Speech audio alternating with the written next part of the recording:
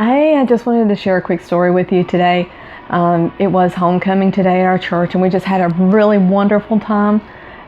We just love homecomings. It's an opportunity for us to connect and reconnect with our friends and find out what they've been doing over the past year. And we had a great crowd today. It was just an absolutely wonderful time with a great speaker. Now, I'm part of the social committee, and one of the things that we do is go out on Friday night before homecoming and we get all the indoor tables set up. We put the tablecloths out, we put the decorations in, just a whole lot of prep work that needs to go into homecoming, as I'm sure most of you know.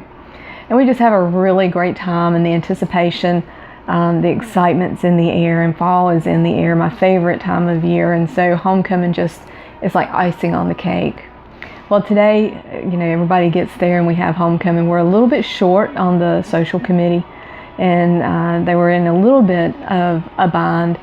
And there's, it can be a little stressful, especially when you're preparing for about 250 people to eat. But we've got there and we had to get the outside tables set up and tablecloths on those. So it was just a whole lot of work that needed to be done. And I had a part in the service today, so I couldn't stay in the fellowship hall. I felt a little bit guilty about that, but it was just such an honor to be able to deliver the offertory prayer and also to be part of the invitation at the end of the service. So it was just an honor to do that, but I still had a little bit of guilt not being able to help in the fellowship hall, because I know that they were just running around trying to get everything done and all the preparations. And but anyways, my son Tyler was there, 20-year-old son, and I knew that he had it under control. But unfortunately, as the message was being said and preached, I was sitting on the front row, mind you, front row, and I had my phone out and I was texting him and I said, "Tyler, everything okay in the fellowship hall?" "Yes, Mom." "Well, don't forget, 10:15, go ahead and put the ice in the cups." It takes a long time, and we have 250 cups we needed to prepare, so go ahead and put ice in the cups. 10:30, I text and I said, "Go ahead and put the tea, go ahead and pour the tea in the cups. Let's go ahead and get that done." And we had pizza that was supposed to be delivered. And so I texted him, I said, "Has the pizza been delivered?" I said, "If not, look in my pocketbook. There's some tip money in there that you can tip the guy with." And finally, he emailed me back or texted me back and he said, "Mom, quit micromanaging." Really? And it just floored me. It just absolutely floored me. Here I am sitting on the front row. I should have been listening to the message. I was more worried about what was going on in the back than sitting there and worshiping with everybody else and listening to our speaker. I know I shouldn't have done that. It was really bad. It was bad. But I did it anyway. But his statement to me just floored me, because the week before we had just got through talking about Mary and Martha. Can you believe it? Mary and Martha. And I was like, I am not a Martha. Well, today I proved that I do have a little bit of Martha in me, my type A OCD personality. I just wanted to make sure everything was right and everything was prepared and nothing was left undone. And so I just really aggravated my son to the extent that he got so exasperated with me.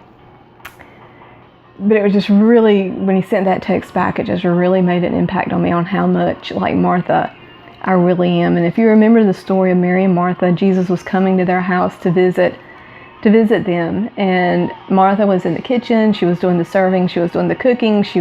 I could just imagine her beating all the pots and pans together and just making more noise than really necessary, because she was the only one in the kitchen working. And her sister Mary was at the feet of Jesus, listening and hanging on to his every word. But Martha was still in the kitchen because she wanted to make sure everything was just perfect. She was so caught up in what she was doing that she missed Jesus. And she was so caught up with it, and she was so frustrated with Mary that she actually came out of the kitchen and she went and told Jesus. She said, "Look, Jesus, you need to tell Mary to get in the kitchen and help me. It's just too much for me to do. She needs to get up. She needs to come in and start helping me in the kitchen."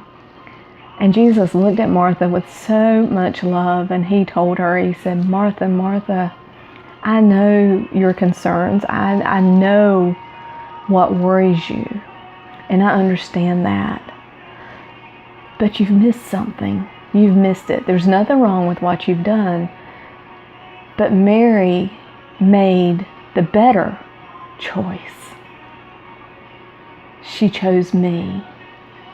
And as we review that story, and as I look back at what happened today, I didn't choose Jesus today.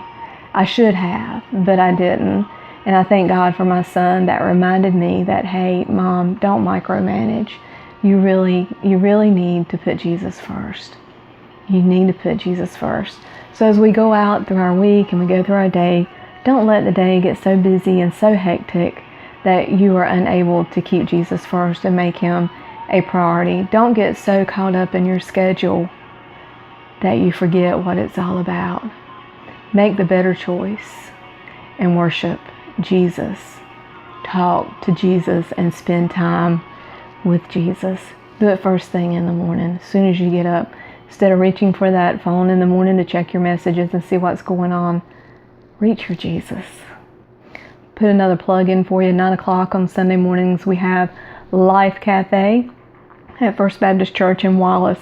I'd love to see you there. If you're not going anywhere else, this is a great time to come in and just have some downtime and some relaxed time with some friends. We have a great praise group, just contemporary worship in a relaxed atmosphere. Hope to see you there on Sundays. Have a wonderful week, and remember, keep Jesus first. It makes a great difference in how your day starts out.